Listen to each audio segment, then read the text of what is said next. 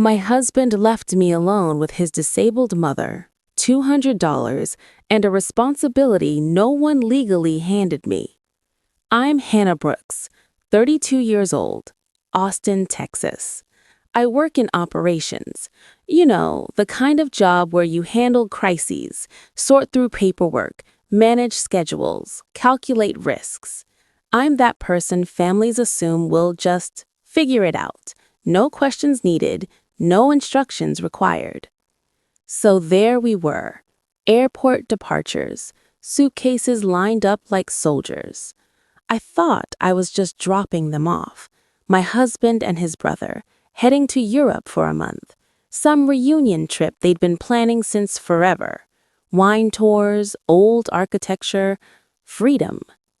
I pulled up to the curb, engine still running. That's when I started noticing things. No nurse waiting in the terminal, no backup caregiver phone number taped to the fridge at home, no power of attorney documents in the folder I'd been handed, because I hadn't been handed a folder at all. My mother-in-law sat in her wheelchair just outside the passenger door. She looked at me with these expectant eyes, like I already knew the plan. My stomach tightened. What plan? My husband leaned through the car window, kissed my forehead. His cologne was the expensive stuff, the kind he only wore for trips. "It's just a month," he said, smiled. "You're good at handling things." I opened my mouth, closed it.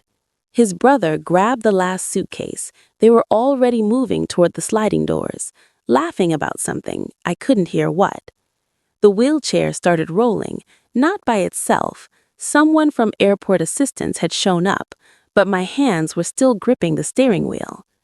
I was holding my overnight bag on my lap, the one I'd packed thinking I'd stay maybe one night, 2 tops, just to help with the transition. But there was no transition. The role had already been assigned. No signature, no consent, no conversation. My throat went tight. My pulse kicked up. Wait! I looked at the departures board through the windshield. Their flight number blinked green. On time. I looked at my mother-in-law being wheeled toward the elevator, then back at my husband's figure disappearing into the crowd. He didn't look back. I sat there, engine idling, hands shaking just a little. What the hell just happened? Nobody answered, because nobody was left to ask. Night 1. I'm standing in the kitchen at 9 p.m., staring at a row of pill bottles, her evening meds. I'd seen my husband do this 100 times, seemed simple enough, except one bottle was empty. I grabbed my phone, called the pharmacy, standard refill requests. I'd done this before for my own prescriptions. Easy, right?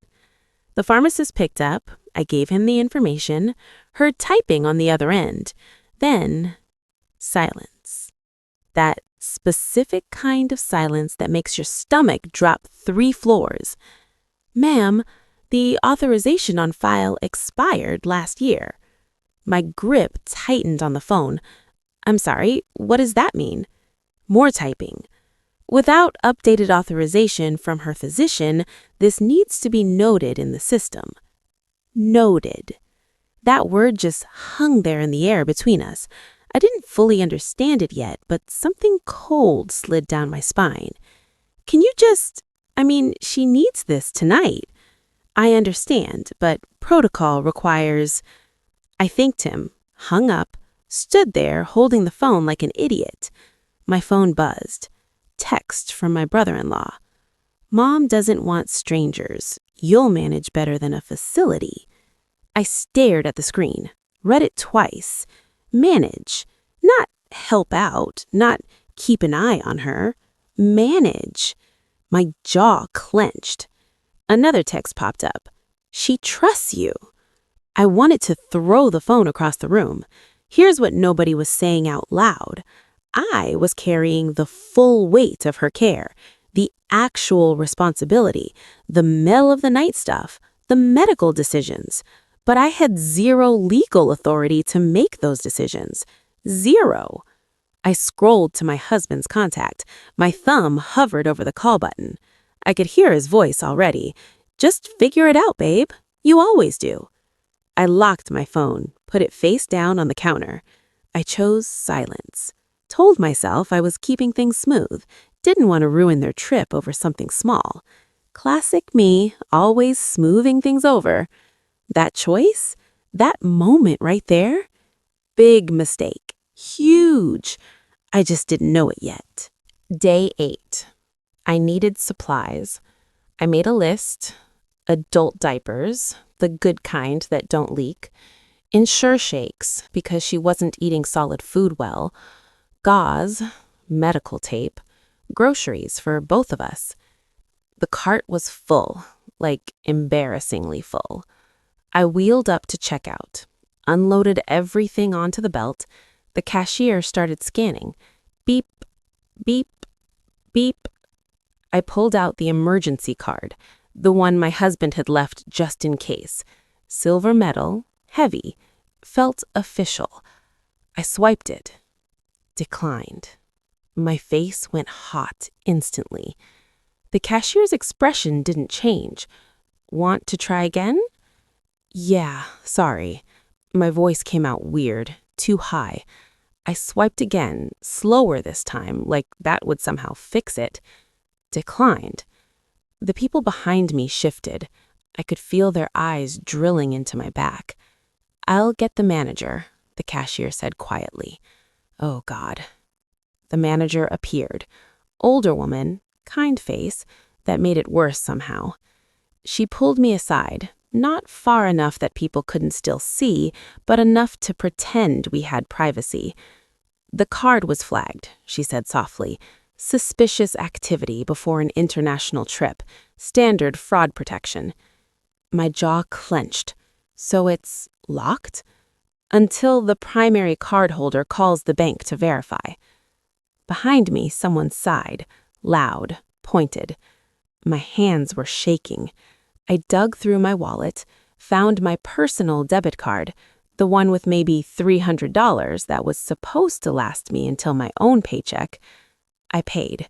Cash I absolutely could not afford to spend. The receipt printed. I grabbed the bags and walked out. Fast, head down.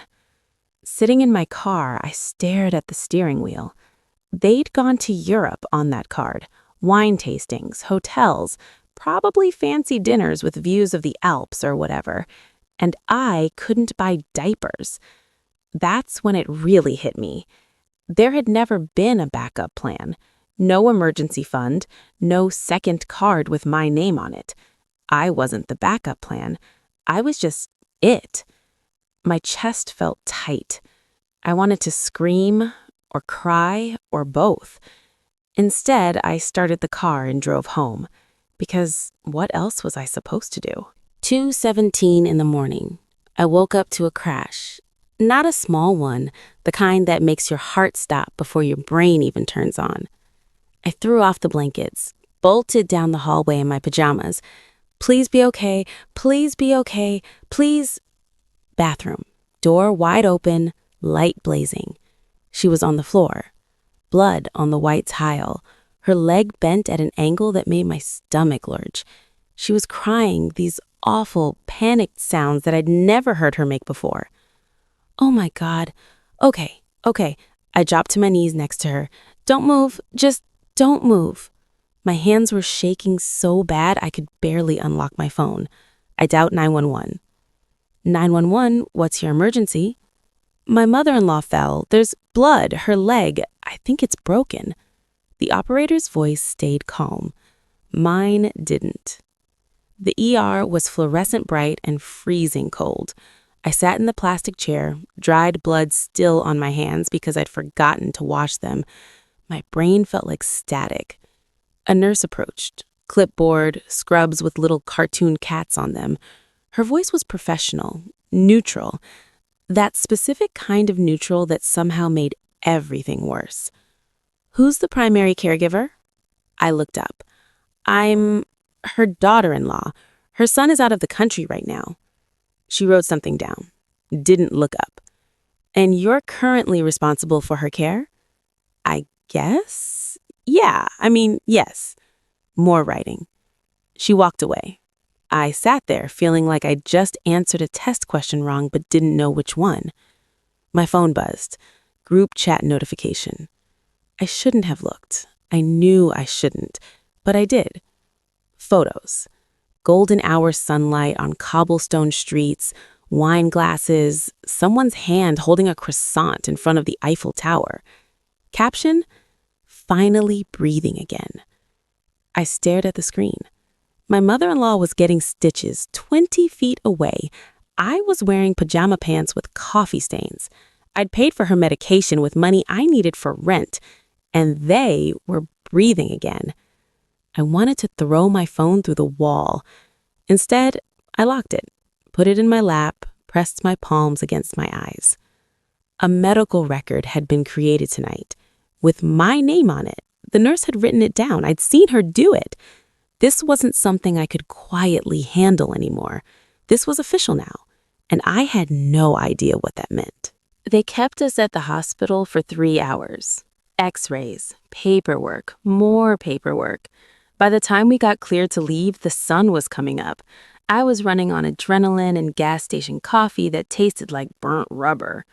I was wheeling her toward the exit when someone called my name. Miss Brooks? I turned. Social worker, late 30s maybe. Kind eyes, tired eyes. The kind that had seen some things. Can I talk to you for a second? My stomach tightened. Sure.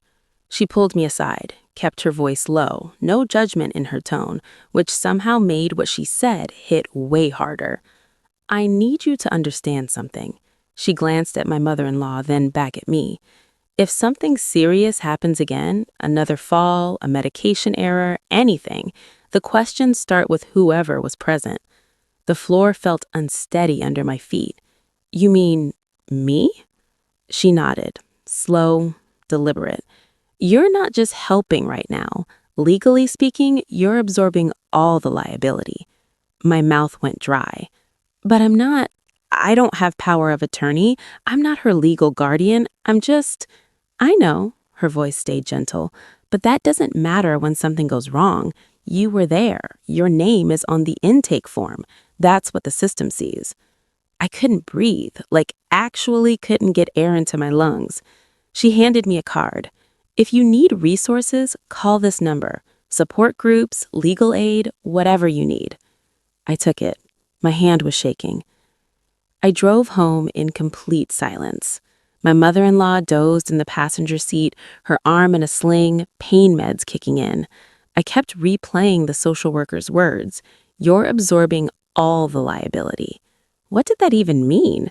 Could I get sued, investigated, charged with something? My brain spiraled. I gripped the steering wheel tighter. When we got home, I helped her inside, got her settled, made sure she had water, her meds, everything she needed. Then I went out to my car, sat in the driver's seat, locked the doors, and I started documenting everything. I opened a new note on my phone, started typing. Date, time, what happened, what I paid for, texts that went unanswered. I scrolled back through weeks of messages, screenshots of the family group chat, their vacation photos, my unanswered questions about medications, doctor appointments, insurance information. My thumb hovered over the camera icon. I opened it, hit record. October 17th, 6:43 a.m. My voice sounded weird, flat, detached. This isn't journaling. This is insurance. I explained everything. The expired authorization, the declined card, the ER visit, the social worker's warning. My voice cracked at the end. I stopped recording. Stared at the video thumbnail. My face looked exhausted, scared. I saved it. Backed it up to the cloud. Something had shifted inside me. I couldn't even explain it. I wasn't protecting them anymore. I was protecting myself. That version of me, the one who stayed quiet, who smoothed things over, who handled it, she was done. I got out of the car, walked back inside. My mother-in-law was asleep on the couch. I looked at her, then at my phone, then back at her. and I knew this was only going to get worse before it got better. Day 12. Someone knocked on the door. I looked through the peephole, woman in business casual, lanyard around her neck, clipboard. My heart dropped into my stomach. I opened the door halfway. "Can I help you?" "Hi, I'm Rebecca Chen, Adult Protective Services. Just here for a routine follow-up after the ER visit." Routine, right. Nothing about this felt routine. I let her in, tried to smile. Pretty sure it came out more like a grimace. She sat at the kitchen table, pulled out paperwork, asked questions about medications, daily routine, living situation, standard stuff. I answered everything, kept my voice steady, professional, like I knew what I was doing. She reviewed her notes, flipped through pages, then stopped. Her finger hovered over something, her eyebrows pulled together, just slightly.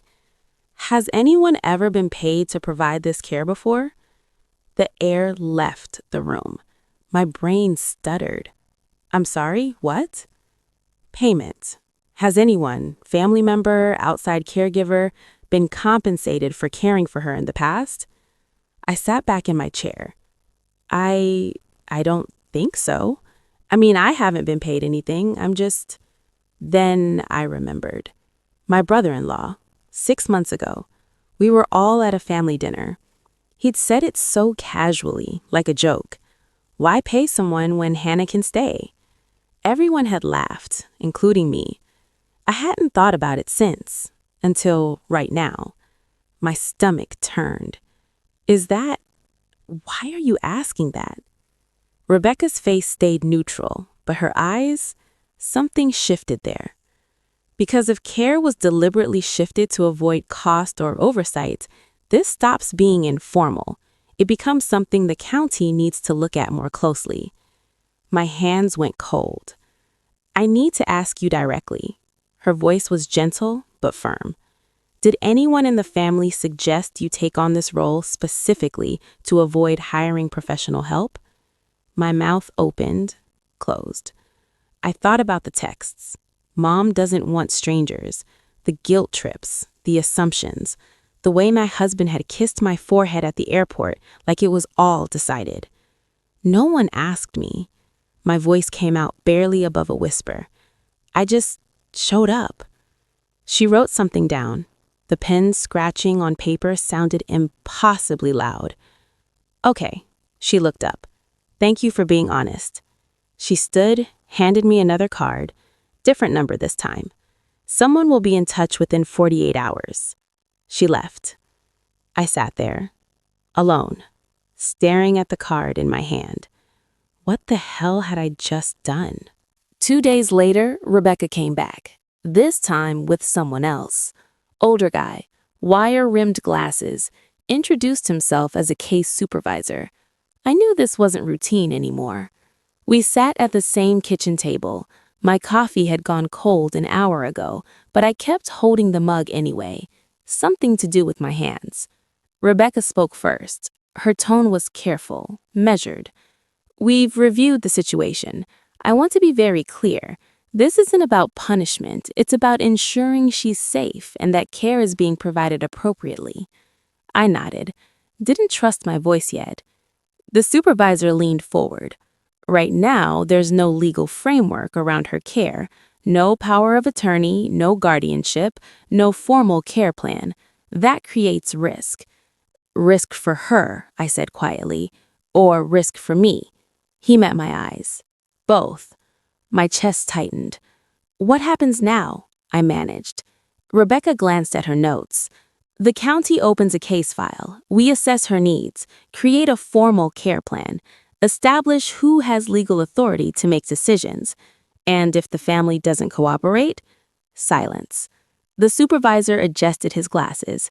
Then decision-making authority doesn't stay within the family. I felt something crack inside me. Not break, just crack, like ice on a frozen lake. For weeks, I'd been drowning, trying to hold everything together, believing I was helping. But here's what I finally understood. They'd chosen me because I was reliable, trustworthy, the person who'd figure it out. But the system didn't run on trust.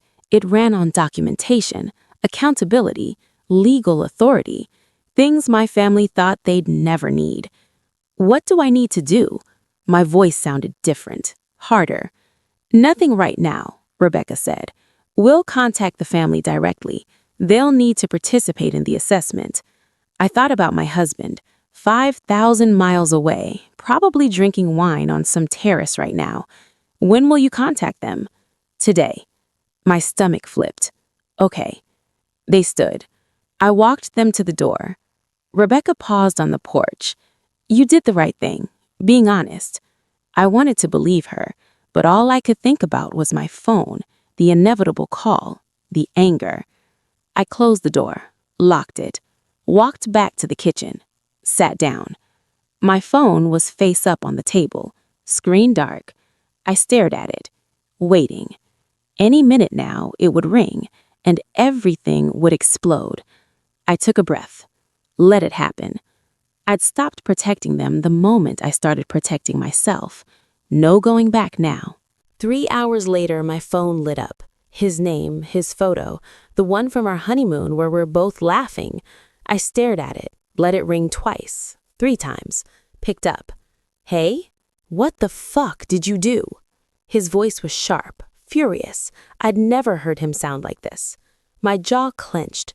I didn't. Adult Protective Services just called me in the middle of dinner. Do you have any idea how humiliating? Humiliating? The word came out flat, cold. You think you're humiliated? Silence. Then, Hannah. I didn't call them. I stood up, started pacing. The hospital did, after your mother fell at 2 a.m. and I had to take her to the ER alone. You could have told them it was fine. It wasn't fine. My voice cracked. Nothing about this is fine. You're overreacting. I'm overreacting? I laughed. Actually laughed. It sounded bitter even to my own ears. Your emergency card got declined buying diapers. I've been paying for everything out of pocket. I can't refill her medications without authorization that expired a year ago. And you think I'm overreacting? We left you money. $200 for a month. Silence on the other end. I could hear background noise, voices, music. They were still out somewhere. You've made this a nightmare, Hannah. Something inside me snapped. I've made this a nightmare? My voice went quiet, dangerously quiet. I've been living the nightmare. You created it. You just weren't here to see it. That's not fair. You left me. The words came out raw. You left me with your mother, no plan, no support, no legal authority, and you expected me to just, what, handle it? Like I always do? You're good at, don't. I cut him off. Don't you dare finish that sentence. I could hear him breathing, heavy, angry. We're coming back early, he said finally, voice tight. Okay. We need to talk about this face to face. Fine. Hannah? I hung up. My hand was shaking so bad I almost dropped the phone. I sat back down, put my head in my hands. No crying. I was too angry to cry. I'd spent weeks trying to keep everything smooth, keep the peace, not make waves. And where had it gotten me? Right here, alone at a kitchen table, waiting for them to come home and blame me for the mess they had created. I wasn't explaining anything anymore. I wasn't defending myself. I was done. They came back 4 days later. I heard the Uber pull up, car doors slamming, suitcase wheels on the driveway. I stayed exactly where I was, sitting at the kitchen table. In front of me, medical records, receipts, incident reports, my notebook with every date, every medication, every expense written down in blue ink, my phone with the videos queued up. The front door opened. My husband walked in first, his brother right behind him. Both tan, rested, expensive jackets. They stopped when they saw me. Hannah? Sit down. My voice didn't shake. Something in my tone made them freeze. They'd never heard me sound like this before. His brother looked at my husband. My husband looked at the papers spread across the table. They sat. Nobody spoke for 10 seconds. Felt like 10 hours. My husband reached for one of the medical forms. I pulled it back. Don't touch it. His jaw tightened. We need to talk about. No. I leaned forward. You need to listen. I picked up the first receipt. October 9th, pharmacy, $63. Out of pocket because the authorization expired. Next one. October 12th, groceries and medical supplies, $142. Your emergency card was declined. Another. October 15th, ER visit, copay, transportation, $218. I kept going. Every receipt, every expense. Every night I stayed up because I couldn't afford a night nurse. Every medication I researched alone. Every panic attack I had in my car. My voice stayed level, clinical, like I was reading a report at work, which, honestly, that's exactly what this was. His brother shifted uncomfortably. We didn't know. You didn't ask. I looked at him. None of you asked. My husband's face had gone pale. You thought I'd handle it. I nodded. And I did, because that's what I always do, right? I handle things. I smooth things over. I don't complain. I picked up my phone, turned it toward them. This is from the night she fell. That's blood on the bathroom floor. That's me at 2 a.m. calling 911. I swiped. Another photo. This is the declined card receipt. This is the expired authorization paperwork. Swipe. These are the texts I sent you, unanswered. My husband reached for my hand. I pulled back. I didn't report you, I said quietly. I stopped covering for you. The silence that followed was suffocating. The old order, the one where I absorbed everything without question, collapsed right there at that kitchen table. His face went white. What does that mean? I stood up, calm, steady. It means you're responsible now. The next few weeks weren't dramatic, just paperwork, meetings, legal stuff that felt both too slow and too fast. My husband had to attend counseling, had to sit in offices with social workers and answer questions he'd never thought about before. A formal care plan got put in place, supervised, documented, with actual professionals who got paid to do the work I'd been doing for free. I watched from a distance, not with satisfaction, just exhaustion. I moved out on a Tuesday. My mother-in-law was napping when I carried the last box to my car. I stood in the doorway for a minute, watching her breathe. I didn't hate her. I just couldn't do it anymore. My husband found me by the car. You're really leaving. I closed the trunk. Yeah. We could fix this, go to therapy. You didn't see me. My voice stayed quiet. I was drowning right in front of you. His eyes got wet. I thought you were okay. You always said. I know. My chest ached. That's on me too. So stay. We'll do it differently.